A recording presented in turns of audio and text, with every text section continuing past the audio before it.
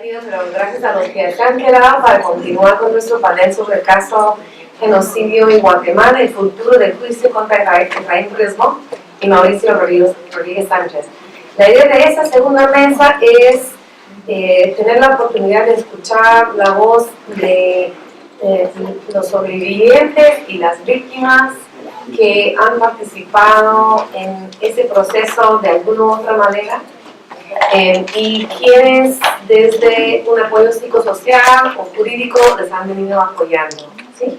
Entonces vamos a comenzar primero con Anselmo Rolda Aguilar, que es de la Asociación para la Justicia y Reconciliación, que es una agrupación de víctimas que nos va a explicar con un poco más de detalle.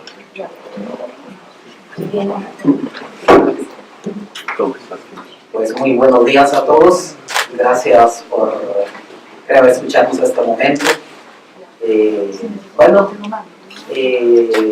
Yo soy el representante legal de las víctimas de 5 regiones de Guatemala, especialmente el área Ixil, donde se está conociendo este caso histórico. En primer lugar, les voy a contar un poquito resumido, la historia de este grupo de víctimas.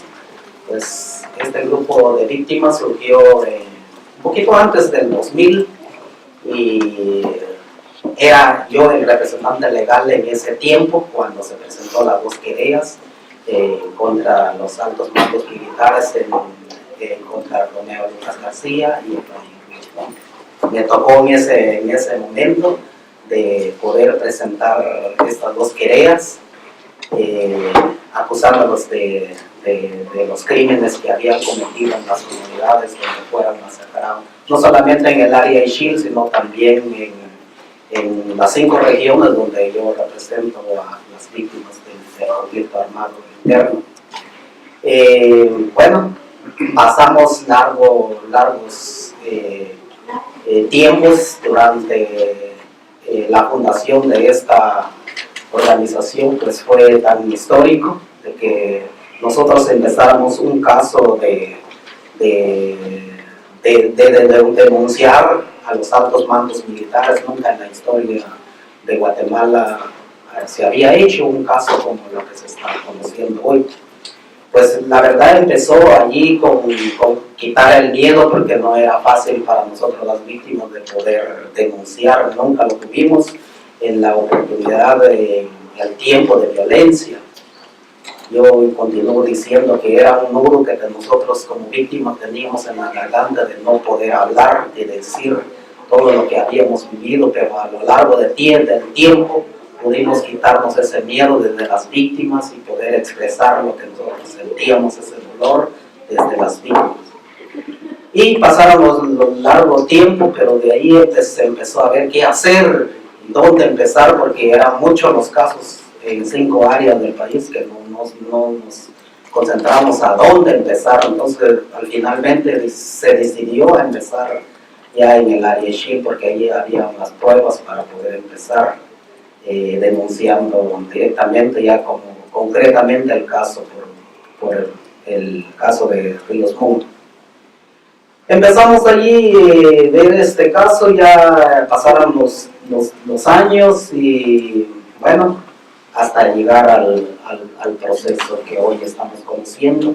El caso por genocidio se denunció totalmente, que decidimos con el caso de Ríos Mundo.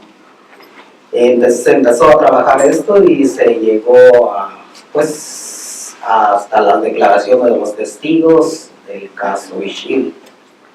Entonces ahí se pudo declarar con ese espíritu de decir la verdad, porque nosotros el objetivo era de decir la verdad y que se conociera la verdad, aunque aún no se desconocía, muchos no tenían ese conocimiento de conocer profundamente este caso, pero ya por ejemplo el caso Ixil se empezó a abrir esta puerta, como abriendo esa puerta del muro de la impunidad en Guatemala. Entonces para nosotros significó este caso histórico, no solamente histórico en el proceso que estamos viviendo en Guatemala, sino también a través se conoció en el mundo y también se pudo demostrar todo el apoyo a las víctimas del conflicto armado, principalmente en el área Chile, donde se estaba conociendo este caso. Pues para nosotros fue histórico dictar una sentencia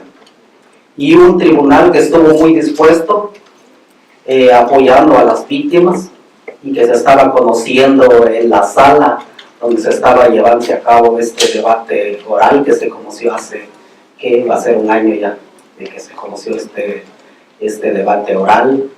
Y nos sentimos como nosotros ya al final de todo este proceso de testimonial que se brindó de parte de los testigos, pues nos sentimos tan contentos. A pesar de que era en un área donde se estaba conociendo el caso por genocidio, eso no implicó para nosotros que éramos de otras regiones, porque era el mismo genocidio que habíamos vivido desde las víctimas en la misma región. Entonces nos sentimos parte de ese mismo proceso por ser el mismo genocidio que se aplicó de la política de la tierra arrasada. Entonces para nosotros significó mucho, y el tribunal que le mostró mucho interés, y bueno, todo esto ayudó a que este debate se desarrollara, y también los asesores que estuvieran frente de nosotros también, que estuvieran asesorando todo este proceso, CAP también, que brindó el apoyo psicosocial a las víctimas, y la asesoría legal de CalDH, y también la investigación que es de parte del Ministerio Público pudo también llevar a este caso que se desarrollara en esta audiencia. Pero después de eso, a pesar de que era una victoria para nosotros, y sigue siendo una victoria porque el caso de genocidio que se acusa a Ríos Montt significó en la historia de Latinoamérica un caso muy trascendental, incluso también para la democracia en Guatemala, que venía a fortalecer ese Estado de Derecho en Guatemala. Entonces para nosotros la VIC significó en la historia, lo marcó en la historia de Guatemala, que era tan importante dictar una sentencia como lo pudo dictar el tribunal que estaba encabezado por Yasmín Vargas. Entonces, pero después de eso, nuestra preocupación fue después de que se vote la sentencia. No atacaron directamente las pruebas que se brindaron de todo lo que yo había dicho, de los testigos, pero lo que dijeron es una campaña que utilizaron que en Guatemala no hubo genocidio. Eso es lo que dijeron, no atacaron la sentencia. Pero nosotros de las víctimas seguimos manteniendo esa sentencia hasta hoy, aunque quisieran votarlo la sentencia. Hasta el momento no sabemos cómo va a quedar en enero de este año que viene, cómo va a quedar ya definitivamente. No nos ha dicho también qué juez, qué fiscalía usted va a seguir conociendo este proceso. Entonces, esa es nuestra preocupación, es que a nosotros después de una sentencia, ya tenemos la sentencia, después la preocupación se constituyó una agresión más a las víctimas del conflicto armado interno. Entonces nosotros las víctimas nos sentimos frustrados después, 10 días después, esta preocupación que se nos niega una vez más la justicia, no del tribunal, sino de la Corte de Constitucionalidad, de que manden a sacar a Ríos Montt de la cárcel. Entonces eso como es una nueva traición para nosotros de las víctimas, que eso nos causa una agresión más a nuestro derecho. Entonces esas son un poquito las preocupaciones, y también en breve también pedirles, aunque ya había estado aquí en Washington también, y no solamente aquí en Washington, sino pidiendo también la solidaridad para este caso que se va a continuar conociendo todavía en la Corte, o el tribunal que va a estar conociendo todavía este caso, cómo va a reiniciar, no sabemos hasta el momento, pero lo más es pedirles el apoyo solidario, que estén pendientes para este caso que se va a estar desarrollando en Guatemala. Yo creo que lo más importante que nosotros estamos pidiendo, la solidaridad de donde hemos pasado, hemos hablado esto, de que nos preocupa esta situación, pero creemos de que desde nosotros las MIC creemos de que sí tenemos una esperanza, de que un día hoy esta justicia tiene que florecer, aunque ya más o menos ya está sobre la mesa. Ahorita es la definición totalmente, entonces, pero tenemos esa esperanza de que vamos a recibir esta justicia que queremos.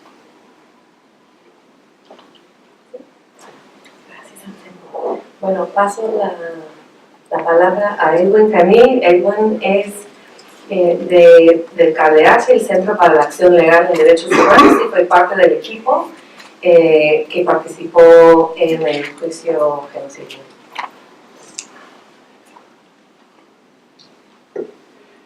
Buenos días a todos.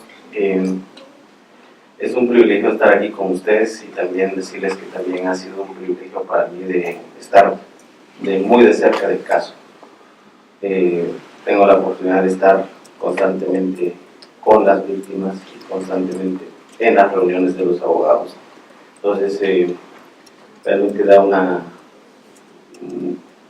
es un espacio donde se puede visualizar también de maneras distintas, ¿no? Además, creo que he tenido también el privilegio de conocer muy de cerca todos los hechos que sucedieron en Guatemala, y a la vez trabajar 20, 25, 30 años después en cuanto a apostarle a la justicia. Yo quisiera empezar agradeciendo a todas las personas que estuvieron involucradas en este caso. Aquí yo siempre lo figuro como la construcción de un edificio, ¿no? Que se necesitan miles de personas para poder llevar a cabo este caso. Cada quien puso su granito de arena, cada quien puso su pequeño esfuerzo para que este caso se pudiera llevar a cabo. Desde las víctimas, desde los jueces fiscales, los acompañantes internacionales, la observación internacional. Hay una cantidad y sin número de personas que quizás desde su anonimato estuvieron apoyando el proceso. Eso es bastante importante resaltar. En relación a los aspectos positivos que nos dejó el juicio desde las víctimas, yo creo que para ellos fue un momento que creyeron que iba a ser imposible. Había un pequeño grupo a la cual Anselmo representa, que le acusaron de que sí iba a ser posible el caso, impulsar procesos penales por estos crímenes. Pero también hay un gran grupo que estaba bastante escéptico en ese sentido. Decían que llevamos cientos de años viviendo en un sistema donde no hay justicia para los pueblos indígenas. Y entonces sí hay cierto grupo de pueblos indígenas que dudaban mucho de esta situación. Incluso en el propio proceso siempre habían palabras que no ayudaban mucho a continuar, ¿no? Decir, no lo van a lograr, es imposible.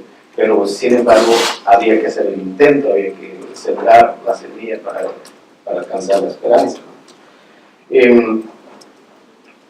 Cuando se da la captura de los generales, realmente fue casi que algunos decían, ¿será que estamos soñando o estamos realmente viviendo este momento, ¿no? Y empieza entonces todo un proceso. Logran decirle las personas a los demás sí es posible, ¿no? El sistema parece dar señas de que puede funcionar. Se abre esa gran esperanza y se inicia. Para nosotros en un momento, en las discusiones públicas decíamos, con que se logre ligar al proceso a uno de los generales es suficiente. Eso era como nuestro máximo objetivo, ¿no?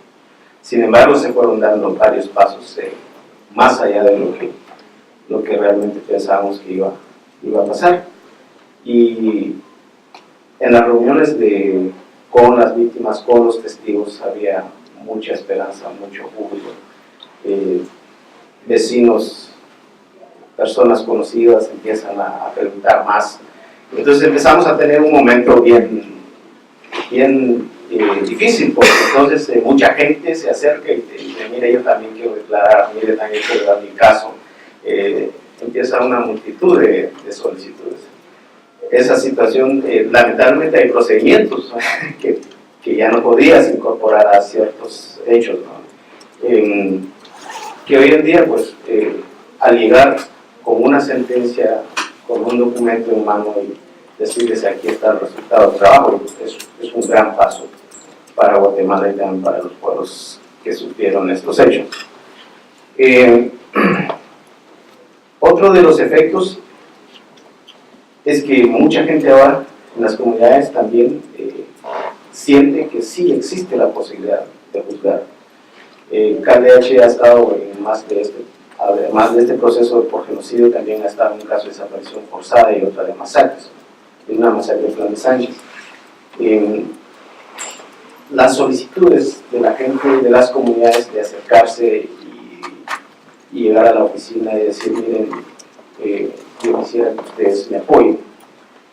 Es bien difícil para alguien que está en una postura de decir sí o no, se lleva el caso o no, por varias circunstancias, por problemas, no es por falta de voluntad, por falta de personal, por falta de recursos, por falta de un montón de cuestiones que uno quisiera ser la fiscalía y acompañar todos los casos. Sin embargo, sí les decimos que la fiscalía es el papel que juega, es su obligación, pero que había que confiar en ellos. Y nos satisface un montón de que la fiscalía ha empezado a entender de que es necesario trabajar estos casos de otra manera. No se puede tratarlo de la misma manera como cualquier otro hecho que se da hoy en día. Necesita una atención especializada y yo creo que los que trabajan en ese tema lo entenderán muy bien.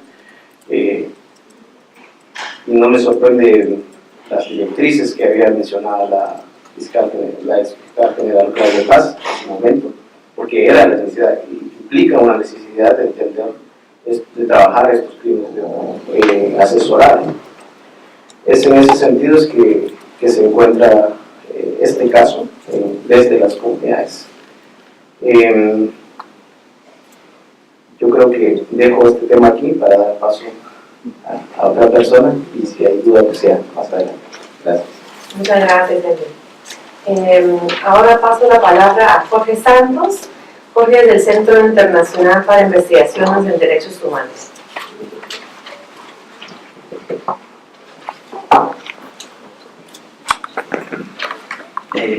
Bien, buenos días a todos y todas. En realidad, muchas gracias a este espacio. Yo diría en primer término que a pesar de que ha habido una serie de espacios para reflexionar alrededor de este importante caso, nunca está de más seguir aportando en la construcción de esa reflexión, porque efectivamente tuvo impactos que todavía es muy probable no logremos medir sus alcances.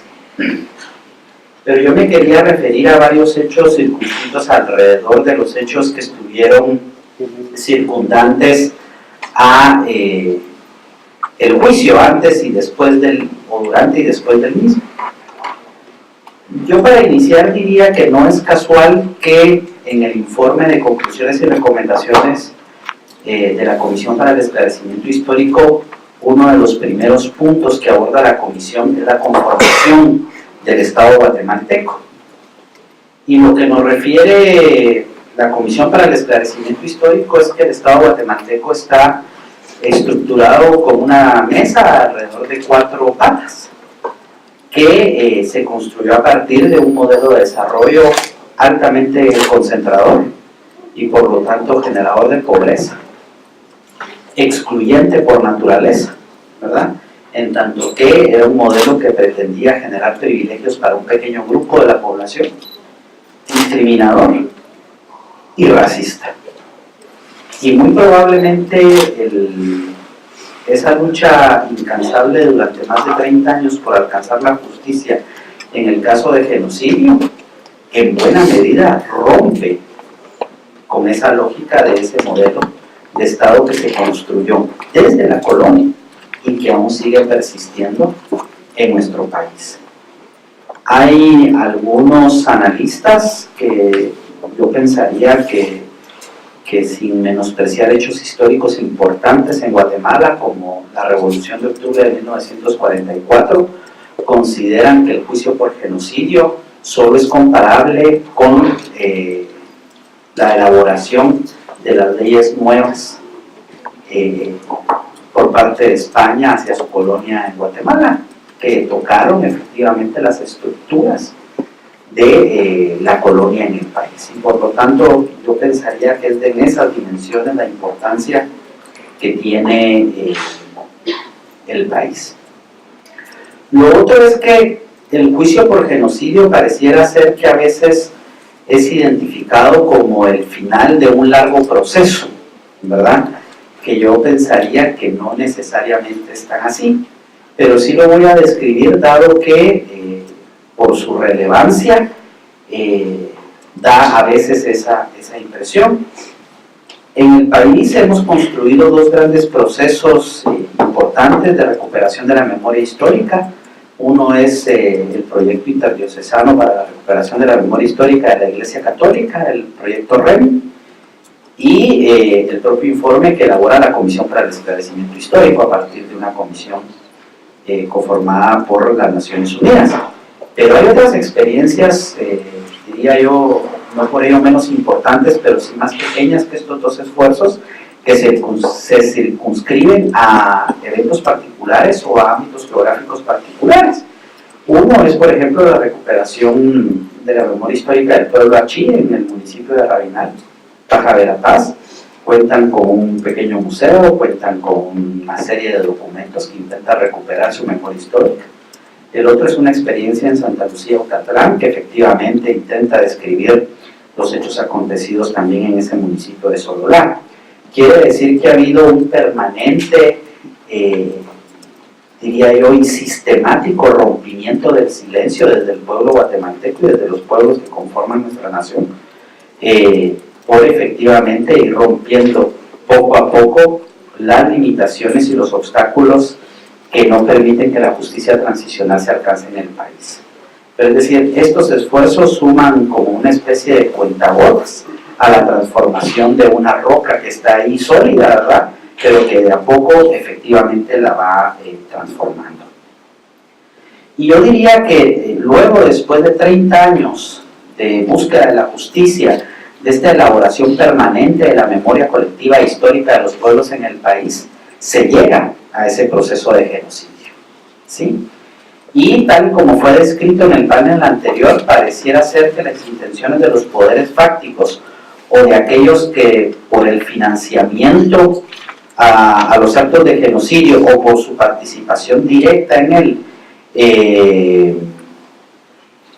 estuvieron siempre con la intencionalidad de generar una especie de litigio fuera de las cortes, particularmente que impactara en las capas medias y urbanas del país, fundamentalmente en aquellos jóvenes que muchos ya hoy, digamos, no vivieron el conflicto armado interno.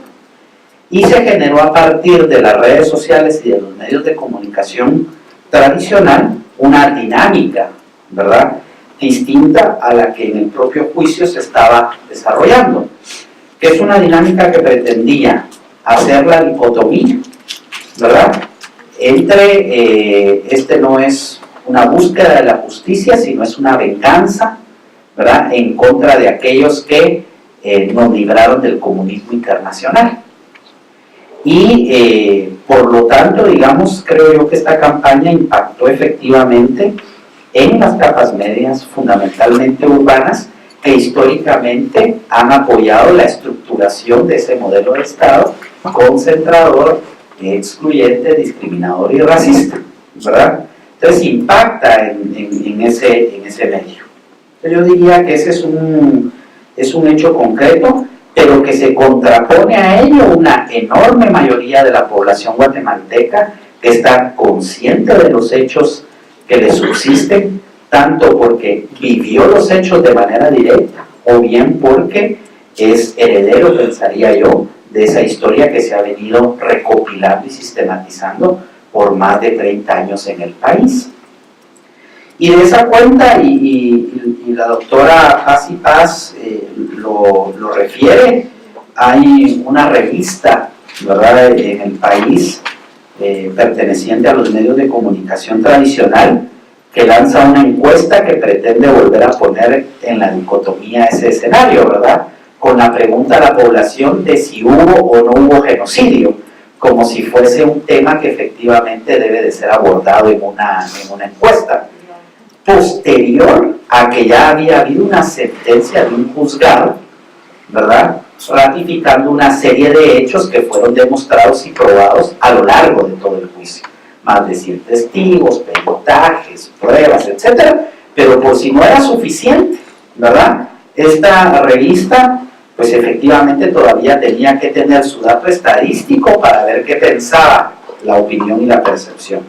Y a pesar de provenir de un medio de comunicación tradicional, pues la jugada le salió mal, porque efectivamente los datos arrojan que una buena cantidad de la población, o de los encuestados en este caso, la ficha técnica decía que se habían encuestado a más de 1.500 personas,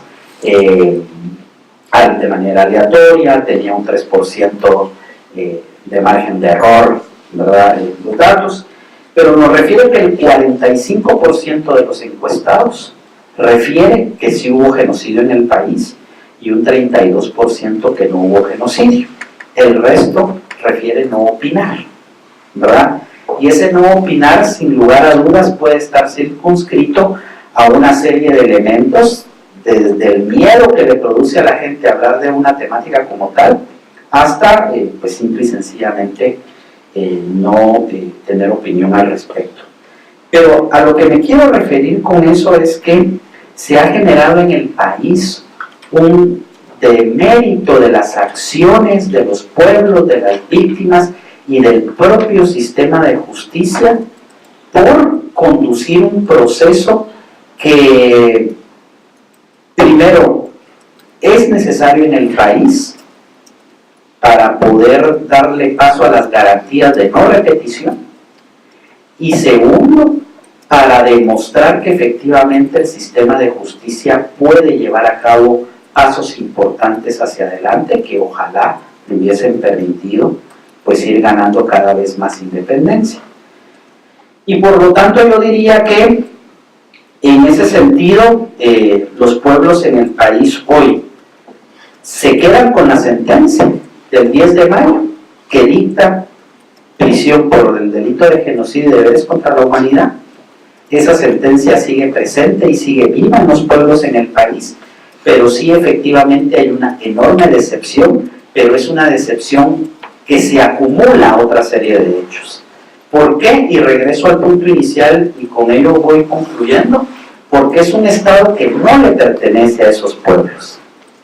Es decir, la gran lógica de las autoridades ancestrales mayas es decir, recurrimos a este Estado, que no es el nuestro. Durante 30 años estuvimos acumulando las pruebas necesarias para enfrentar un juicio dentro de ese Estado. Y ese Estado le ganamos, digamos, dentro de sus propios medios. Y ese Estado nuevamente nos vuelve a negar la justicia en el país. Y por lo tanto lo que subyace alrededor del juicio por genocidio es la profunda necesidad de repensar y refundar la nación guatemalteca. Sin esas condicionantes básicas, efectivamente, creo que los avances que se podrán alcanzar serán, sin lugar a dudas, importantes, pero no suficientes para transformar una realidad que hoy aqueja a la población y que muy probablemente estamos volviendo a asistir, ¿verdad?, frente a la imposibilidad de justicia transicional, a que aquellos hechos terribles y oprobiosos en el país vuelvan a repetirse. Muchas gracias. Muchas gracias, como que todos están manteniendo su tiempo. Muy bien. Ahora paso la palabra a Marcia Aguiluz. Marcia es desde GIL, el Centro por la Justicia y el Derecho Internacional, en su oficina en Costa Rica, y ha acompañado a varios casos de Guatemala ante el sistema interamericano y actualmente al caso de genocidio que tiene su petición ante la Convención. Bueno, muy buenos días todavía. Y bueno, saludo a todos mis compañeros y compañeras de la mesa y gracias a ustedes por participar en este evento y por interesarse en este tema tan importante. Pues yo quiero, como decía Yomari, para nosotros, para seguir, es realmente un honor y un privilegio tener la posibilidad de acompañar a las víctimas y a estas organizaciones que hacen un trabajo simplemente extraordinario en Guatemala y que se enfrentan a una serie de condiciones muy difíciles, de manera que nosotros como seguir pues tratamos de aportar un granito de arena a esto que realmente ellos hacen de una manera maravillosa. Quiero dividir mi conversación primero contándoles un poco de lo que estamos pensando ante el sistema interamericano, qué es lo que hemos señalado hasta ahorita, y luego vincularlo un poco con las dificultades también que enfrentamos ante el propio sistema interamericano, principalmente pues por la posición que el Estado guatemalteco ha venido sosteniendo a partir de las nuevas autoridades. Pues en conjunto con CALDH, con el Bufete Jurídico de Derechos Humanos, con AJR, presentamos el 6 de noviembre del año anterior la petición inicial en relación con este caso, que ya ustedes, pues la mayoría conocen los hechos que se trata y básicamente, lógicamente, por la magnitud de las violaciones que involucran desde ejecuciones extrajudiciales, tortura, violencia sexual, desplazamiento, desapariciones, pues estamos haciendo unos alegatos muy generales de muchas violaciones a la Convención Americana de Derechos Humanos. Recordemos que estos hechos ocurrieron en el periodo 82-83 y no es sino hasta el año 87 que el Estado de Guatemala acepta la competencia de la Corte Interamericana. Entonces algunos de estos hechos no van a ser posiblemente conocidos por la Corte Interamericana, pero sí la Comisión Interamericana tiene competencia para conocerlo. Entonces, algunas de las preocupaciones que por supuesto estamos esbozando, más allá de la responsabilidad directa por estos hechos que mencioné, pues se circunscriben también a lo que ha pasado en la investigación y en el proceso que todavía está de alguna manera en curso. Por supuesto, estamos señalando que ha habido una falta de debida diligencia en la investigación. Recordemos que este es un proceso que en el 2009 retoma pues su curso y hay una agilidad importante gracias a las condiciones que bien señalaba Claudia en su oportunidad, o sea, principalmente a personas que en instituciones del Estado pues realmente decidieron cumplir con lo que correspondía, cumplir con su labor y que fueron valientes para decir, ok, esto va porque tiene que ir. Pero, por ejemplo, las primeras denuncias sobre este tema son de antes del año 2000, luego hay una denuncia de la AJR en el 2001, durante el 2001 al 2009 prácticamente no hay ningún tipo de actividad. Por eso es que no estamos solamente alegando lo que ha pasado en el proceso como tal en este último, sino todo el retraso y todas las irregularidades que han caracterizado este caso desde sus inicios. En ese sentido, por supuesto, el problema para acceder a archivos del Ministerio de la Defensa, más recientemente en relación con el proceso, pues obviamente la tolerancia de las autoridades judiciales frente al uso abusivo de amparo, las dilaciones indebidas. Creo que había una clara intencionalidad de la defensa de los imputados de dilatar el proceso con recursos impertinentes de alguna manera, que si bien es cierto en este caso el tribunal trató, digamos, de tramitarlos, pero hubo otras salas en la Corte de Constitucionalidad que facilitó que esa práctica indebida se hiciera y que a tal grado pues tuvo después como consecuencia la anulación del proceso.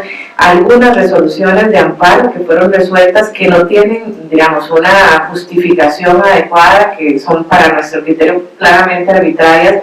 Por lo tanto, estamos también atacando esas resoluciones de conformidad, por supuesto, con los estándares interamericanos. Pues ahí tenemos que ser muy cuidadosos de no caer en una cuarta instancia, que es uno de los principales riesgos que podría en su momento alegar que no se vale ir a apelar algo que no nos gustó al tribunal interno, ¿verdad? Por supuesto que nuestros argumentos van dirigidos a por qué este tipo de acciones u omisiones constituyen, digamos, transgresiones a la Convención Americana.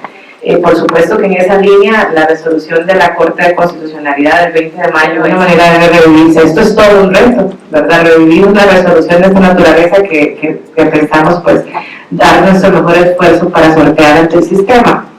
Y en general por la duración excesiva del proceso penal, no solamente, como digo, circunscrito a los últimos años, sino todo lo que ha implicado esta investigación.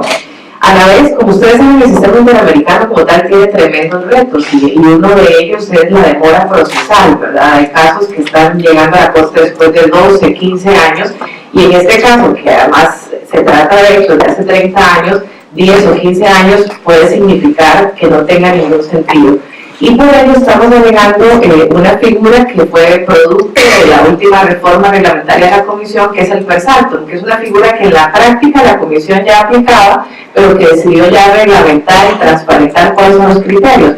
El per saltum básicamente nos va a permitir que la Comisión se salte las miles de peticiones que han sido presentadas antes que esta y proceda a analizar de una manera más expedita pues los hechos y las violaciones que estamos organizando, que estamos argumentando. ¿Por qué razón? Bueno, básicamente estamos alegando dos cosas que el mismo reglamento lo establece. Uno, que es el efecto útil, o sea, qué sentido tiene que eso se conozca en 20 años, cuando hay dos principios básicos. Por una parte, las víctimas del caso son personas que ya tienen avanzada edad, y podría ser que, creo que en un estudio que se hizo, hay un importante porcentaje que tienen más de 60 años, y bueno, es importante que ellas tengan acceso a la justicia en vida, y por otra parte, porque también los imputados en el caso tienen avanzada edad. Entonces, si no se conoce esto pronto, pues no va a ser posible, lógicamente, que ellos sean sometidos a proceso. Entonces, ahí estamos haciendo esas dos valoraciones. Y por otra parte, también lo que el caso significa, pues obviamente para nadie es un secreto que es un caso emblemático, que es un caso que refleja la persistencia de la impunidad y de obstáculos estructurales que han sido conocidos y que de alguna manera constituye una oportunidad para avanzar nuevamente en reformas al uso excesivo, al uso abusivo del recurso de amparo, en legislación que pueda proteger a operadores de justicia, que pueda proteger a las partes del proceso. Entonces la idea con este caso, por supuesto, además del acceso a la justicia, es tratar de destrabar algunos de esos obstáculos estructurales que se han venido insistiendo en muchos otros casos en Guatemala, pero que hasta la fecha lamentablemente no ha sido posible abordar. Entonces, esto lo vinculo, les decía, porque el sistema interamericano, la Corte ha conocido recientemente esta semana, falló otro caso contra Guatemala, ya serían 19 sentencias contra Guatemala, pero cerca de 13 que están vinculadas con hechos relacionados con el conflicto armado. Entonces, no es un secreto para el sistema estos obstáculos que les estoy mencionando, ¿verdad? Son cosas que han sido conocidas, lo que les comenté del recurso de amparo, pero sin embargo, pese a estas decisiones de la Corte Interamericana, Guatemala se resiste a hacer cambios estructurales. Entonces, por eso el caso de alguna manera representa un conjunto de eso que se ha venido discutiendo. ¿Qué es lo que la Corte ha considerado como obstáculos estructurales? Bueno, la ausencia de su oportunidad de planes de investigación, ¿verdad? O sea, en muchos de los casos que ha conocido la Corte ha sido notorio que el Ministerio Público en su oportunidad no tuvo planes de investigación para señalar o para seguir hojas de ruta, pero más recientemente en las condenas que se han logrado, que vale recordar que son condenas bajo el mandato de la fiscal Claudia Paz y Paz, también la Corte ha recordado que deben asignarse los recursos suficientes al Ministerio Público, ¿verdad? Porque aún cuando ha habido voluntad, no ha habido los recursos suficientes y por lo menos el último dato que nosotros tenemos es que la Fiscalía de Derechos Humanos tiene cerca de 3.500 casos y ahí Claudia seguramente sabrá más con más detalle, y de estos 3.500 casos habían 18 funcionarios responsables. Entonces claramente no hay una correlación entre los recursos y las necesidades, y la Corte específicamente le dijo a Guatemala tiene que asignarle más recursos, pero es una de las dificultades. Hay casos, por supuesto, en los cuales no ha habido acceso a la información del Ministerio de la Defensa y eso hace que sea imposible avanzar. El caso Molina Tirce, en el caso Teotojín, hay casos en los cuales, si bien se ha avanzado, no ha sido posible ejecutar órdenes de captura, ¿verdad? Que es algo impresionante. El caso de la masacre de Sánchez, que acá mencionaba él, el caso Mirnabak. Este es un caso, le mencionaba antes, que refleja el uso abusivo de diversos tipos de recursos y entre ellos el recurso de amparo. Bueno, esto ha sido conocido en la masacre de los 2 Rs. Recordemos que entre el año 2001 y el año 2009, 60 amparos paralizaron ese proceso por 8 años. Entonces ha habido, además, las intenciones de aplicar la ley de reconciliación nacional, que es otro de los obstáculos que la Corte ha conocido y que, como se decía acá, no tiene ningún sentido porque la propia Corte de Constitucionalidad señaló claramente que esto no es aplicable, pero aún bajo ese concepto siguen existiendo intenciones y peticiones para que se aplique la ley, y eso hace que los procesos pues prácticamente se paralicen por años. La ausencia de medidas de protección a operadores de justicia, que es otro de los grandes temas, ¿verdad? El tipo de presiones, de manipulaciones. En este caso de genocidio, pues la campaña impresionante de estigmatización, de legitimación, no solo respecto de las partes en el proceso, sino del tribunal y más en concreto de la jueza Yasmín Barrios, simplemente era impresionante. Bueno, ¿cuál es la responsabilidad del Estado para proteger a los operadores? En diversos momentos en los que la jueza Barrios era atacada, era impresionante no ver una respuesta del organismo judicial diciendo respeten la independencia judicial. En muchos momentos ella se quedó prácticamente sola, y nosotros sostenemos pues que el Estado también tiene la responsabilidad de proteger no solo contra amenazas directas a la vida, que las había también entendemos, sino contra ese tipo de prácticas que menoscaban de una forma más sutil pero más perversa la independencia judicial. Entonces la Corte Interamericana ha conocido esto y lamentablemente a raíz desde que llegó al poder el actual presidente ha habido un cambio importante en la política del gobierno respecto al sistema interamericano. Entonces, en muchas de estas sentencias que les he mencionado, pues prácticamente el Estado pretende revivir las discusiones que hubo en su oportunidad y está negando la competencia de la Corte para conocer algunos de los hechos. Ha desarrollado, la mayoría de ustedes quizás ha tenido la oportunidad de escuchar al señor Antonio Arenales Forno en una nueva teoría del derecho internacional público, en donde él pues contraría todos los estándares desarrollados por diversos órganos y formula su propia teoría de qué es una desaparición forzada. Entonces, pues como alegato realmente, no sé si la palabra es creativa, pero es sorprendente, ¿verdad? Y entonces en la práctica materializada una política de absoluta falta de reconocimiento, de discusión, de justificar y señalar que hay una amnistía y que es válida y que va a ser declarada, de anticiparse a decisiones judiciales.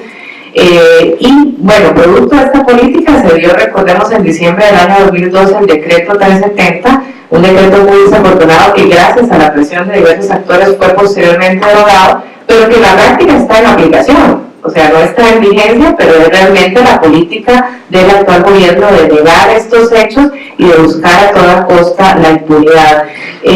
Por estas razones, y a esto nos enfrentamos con este gobierno, sabemos que no va a ser este gobierno el que le va a corresponder una eventual sentencia de la Corte en el caso de genocidio y que todavía estamos en discusión a nivel interno y hay varios obstáculos más que sortear.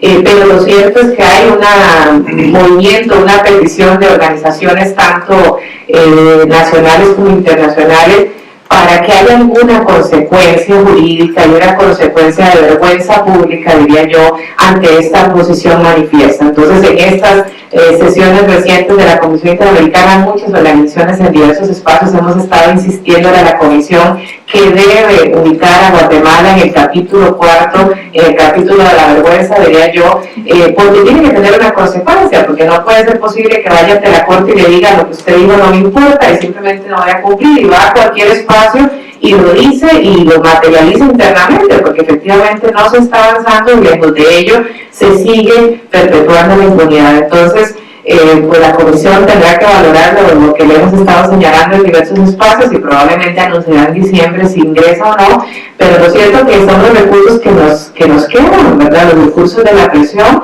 hasta tanto no veamos, pues con acciones concretas que se están tomando pasos mucho más claros y más contundentes para erradicar la impunidad. Muchas gracias, Marcia. Bueno, yo abro ahora a la audiencia para que formulen algunas preguntas o comentarios muy breves, ¿de acuerdo? Sí, aquí atrás, por favor. Sí, muy buenos días. Mi nombre es Luis Guillermo Pérez Casas, soy presidente del colectivo de abogados José Alvear Restrepo en Colombia y representante permanente ante la OEA de la Federación Internacional de Derechos Humanos. Yo quisiera empezar por darle las gracias a Anselmo, a su organización, a Edwin, a Juan Francisco, a Edgar Pérez, a Claudia Paz, porque son personas que nos ayudan a avanzar y que ayudan a que la humanidad tenga esperanzas. También a Marcia, con la que llevamos muchos años luchando también por estas causas comunes. Y decirles que a pesar de que la sentencia por genocidio se haya caído, esa sentencia va a quedar en los anales de la historia de la humanidad. Yo estaba en Sudáfrica y él me hizo acordar con la palabra granito de arena, que allí se presentó en Sudáfrica en un auditorio de 700 personas lleno de jóvenes, este documental, Granito de Arena, contando todo el proceso, dignificando la memoria de las víctimas y presentando la sentencia contra Ríos Montt. Y el auditorio se paró todo a aplaudir. Y bueno, luego se explicó que la sentencia se había caído, pero igual, digamos, lo importante es que ese sentimiento de la humanidad en cualquier lugar del planeta, de que se haya podido dictar una sentencia contra un genocida y se haya podido decir se cometió genocidio contra los pueblos indígenas en Guatemala, es algo que siempre valoraremos. Ahora quisiera referirme a qué podemos hacer. Yo creo que Marcia pues ya ha mencionado los elementos del trabajo siempre muy profesional y profundo de CEGIL ante el sistema interamericano, y no dudamos de que con el acompañamiento de todas y de todos puede ser un caso tan ejemplar del sistema. Pero ¿qué podemos hacer para acompañar ese nuevo? Tenemos todos el deber de poder coordinar nuestras acciones para hacer mucho más eficaz esa solidaridad. Si la apuesta de los que hoy están administrando el país y que quieren que esto conduzca a la impunidad es esa, la de seguirse burlando y revictimizando a las víctimas, pues que les cueste muchísimo. Y tenemos que organizarnos para que haya un acompañamiento permanente y una presión política permanente sobre ese caso.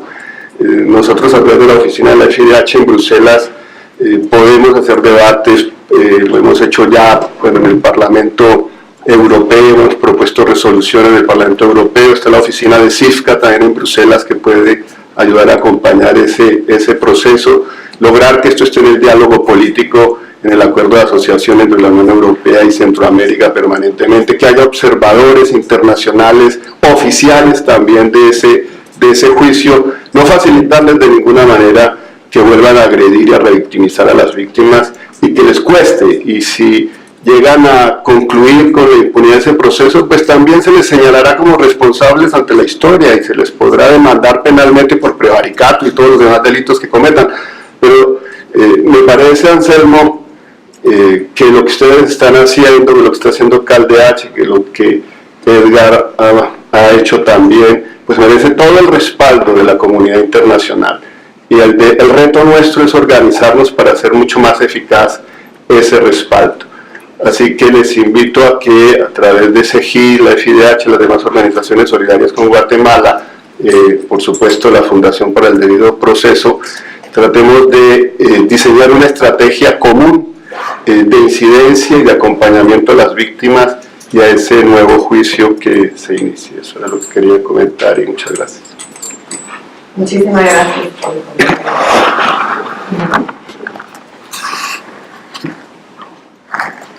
Por supuesto que me sumo a todas las felicitaciones que ya se han hecho en este foro y en otros por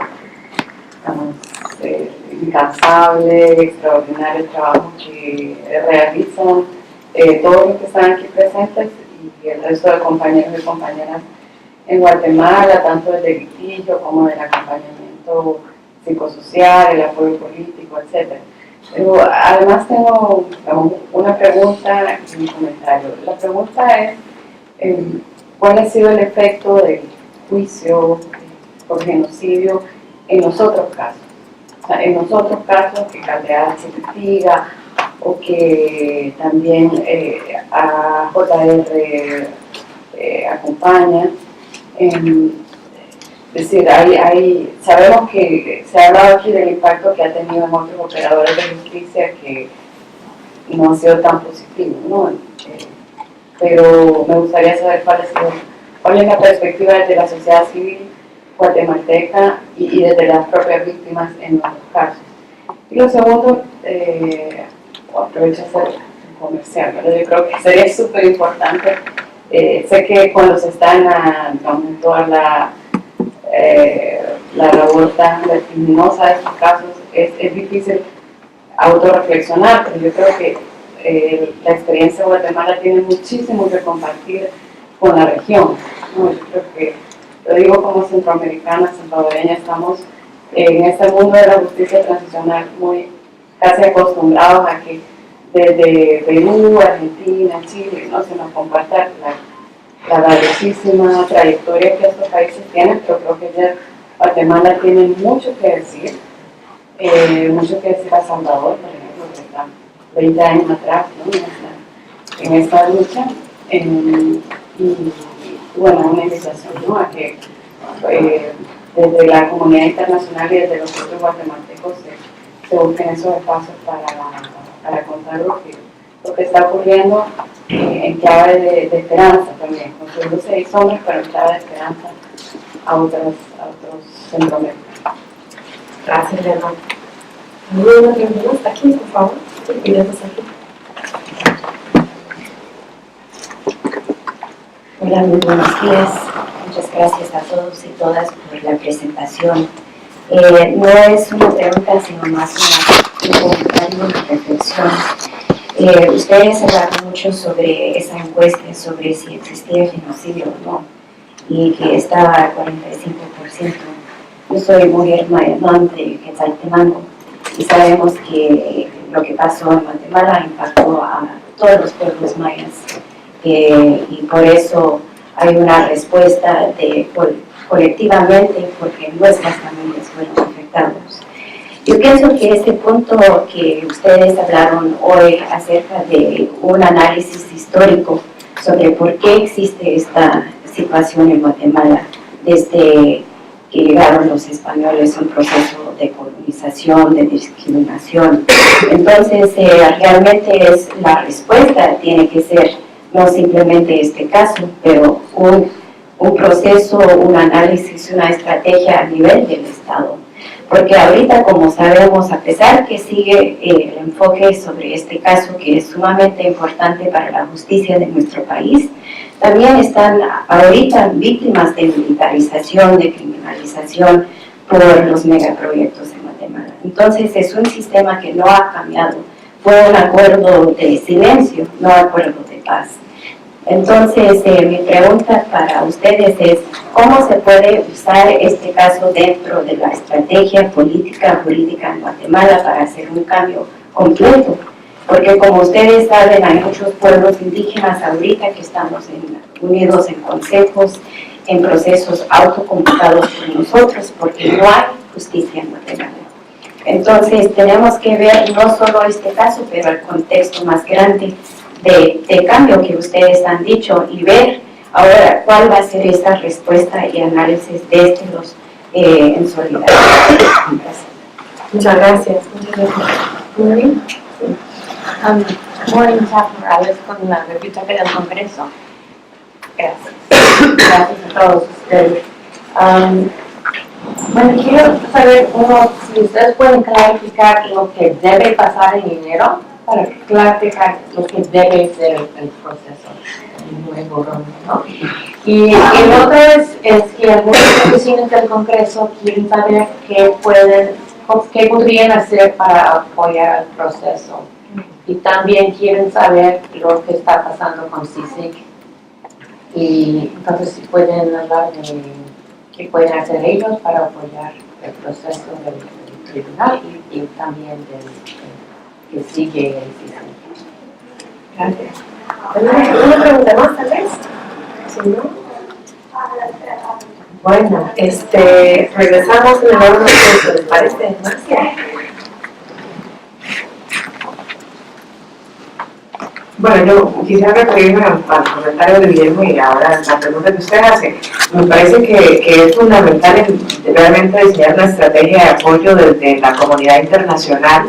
Creo que nos corresponde a algunas organizaciones también repensarnos y ver cómo vamos a apoyar en función también de las solicitudes que nos hagan los colegas y las colegas que están en Guatemala.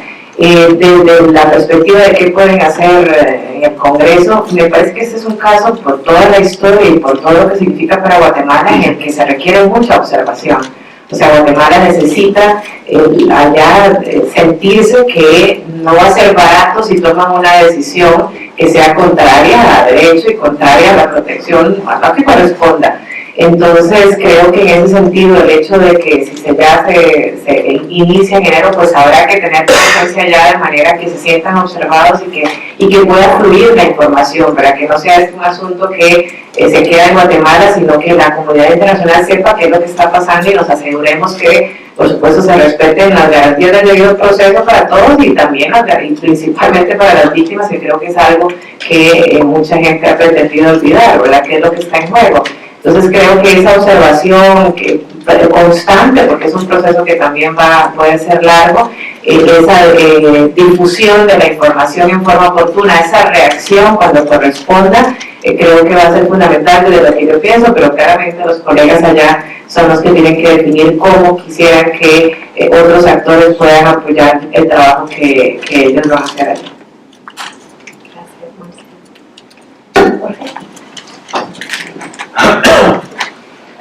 Yo me quería referir al punto de la compañera de cómo se puede usar la sentencia para cambiar el sistema.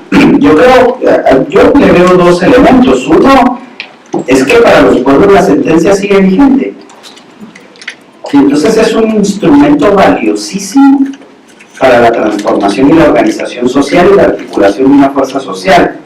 Es decir, esa sentencia se tiene que seguir usando para reproducirla, replicarla, explicarla, llevarla a todas las comunidades, que se convierta en un instrumento y en una bandera de lucha de los pueblos, ¿verdad? Que le permita construir también sus propios mecanismos de no permitir que esos hechos vuelvan a ocurrir. Es una sentencia poderosísima. Desde el momento en que uno la empieza a leer y empieza usted, señor Efraín Ríos Montt, y después va detallando todos los hechos, tiene un poder indescriptible. Entonces sí es necesario efectivamente su amplia difusión, discusión, reproducción para el conocimiento general y creo yo que para la articulación social entre los pueblos en el país. Pero hay un elemento que no necesariamente tal vez se ha debatido y que es muy importante. Creo que estos juicios, y en particular el juicio por genocidio, nos demuestran que hay un ejercicio del quehacer político distinto en el país. Tiene, sin lugar a dudas, sus enormes costos. Y aquí en este panel y en este espacio hay una persona que lo está viendo en carne propia y es Claudia. Pero es decir, hay un ejercicio de la política y del quehacer institucional en el país desde la honestidad, desde el ámbito ciudadano, que es necesario rescatar, pero además reivindicar. Es el papel de Claudia, es el papel de Yasmín, de los otros jueces del Tribunal de Mayor Riesgo, de los fiscales involucrados directamente en el proceso. El caso revivió los temores de los represores, ¿no? Ya al ver que se estaba alcanzando a los autores intelectuales, esto iba a ser mucho más fácil alcanzar a los autores materiales de nivel medio. Eso precisamente lo que hizo fue unificar el esfuerzo, formar un solo frente entre todas las personas que estaban interesadas. Entonces está como, es un poco no tan alentador decirlo, pero como la reacción fue como empezar a cerrar ese tema del de los casos del pasado. Hay una postura oficial de no querer saber más de los casos del pasado. Hay toda una apuesta de tomar el sistema de justicia para cerrarle las puertas a los casos relacionados al pasado. Entonces, eso es la preocupación y eso es lo que nos tiene aquí en este momento, ¿no? Por haber pedido las audiencias ante la Comisión Interamericana de Derechos Humanos, plantear que existe un grave retroceso en esta materia. Y eso fue una de las peticiones, le pedimos que pongan más observación en estos casos. Sin embargo, hay que seguir, si la situación se torna difícil, no hay que parar de luchar y de seguir con los procesos. Hay ahorita en Guatemala 2 casos que están en debate, ¿no? El caso de la embajada, la quema de la embajada de España, el caso de Sepulsar, que está por concluir para pasar a su fase de debate. A pesar de los reveses, la sociedad sigue empujando. Hay que seguir manteniendo el esfuerzo y creo que eso es el resto que tenemos. Me gustaría también comentar al respecto de lo que planteaba la compañera sobre cómo usar este caso como una estrategia político-social. Yo lo tengo claro desde el inicio, cuando empezó el caso, que era un tema de pueblos indígenas. Esto no iba a ser fácil. Leyendo la historia de Guatemala desde la llegada de los españoles, los mismos métodos que se aplicaron para reprimir a los pueblos durante la colonización son los mismos métodos que se utilizaron en el conflicto armado. Afortunadamente tuve la oportunidad de leer hoja por hoja los planes que utilizaron el ejército y tuve la oportunidad de leer un libro de Bernardo del Castillo sobre cómo fue la toma de las Américas. No hay mucha diferencia. Es un plan que se ha venido gestando y es necesario para mantener el poder fáctico en Guatemala.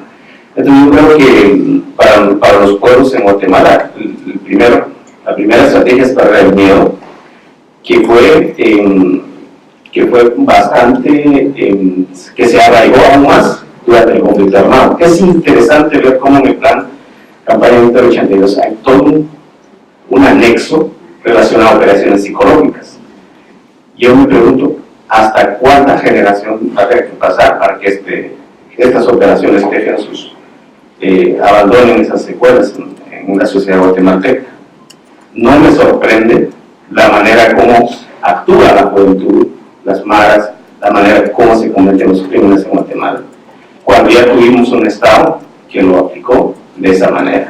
Entonces, yo creo que es romper el miedo desde los pueblos, empezar a cuestionar y a hablar de la verdad y apostarle a un proyecto distinto. Muchas gracias, Erwin. Anselmo, te damos la última palabra. Sí, en primer lugar, hablando de las víctimas, bueno, nosotros hemos tenido una gran tarea después de la sentencia, pues no nos hemos quedado callados tampoco, porque hemos hecho un trabajo de divulgación en las propias comunidades, de seguir hablando de esa sentencia.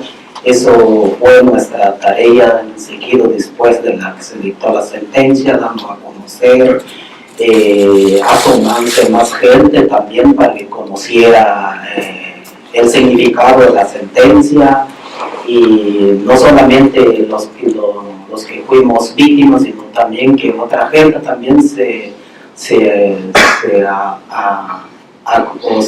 unía a este esfuerzo de lucha, porque creemos nosotros que la sentencia es como había yo dicho, que es un juicio histórico en Latinoamérica, donde nunca, pues, un gran monstruo de mucho poder que habíamos tenido a lo largo de muchos años, que nosotros fuimos víctimas y todavía seguimos siendo víctimas por todo la lucha de los territorios y bueno, muchas cosas de los megaproyectos que allá se hacía mención. Entonces, esto viene a relacionar con el pasado que también nosotros vivimos. Entonces, desde allí se viene dando ese origen, entonces, de la causa que nosotros como víctimas lo enfrentamos.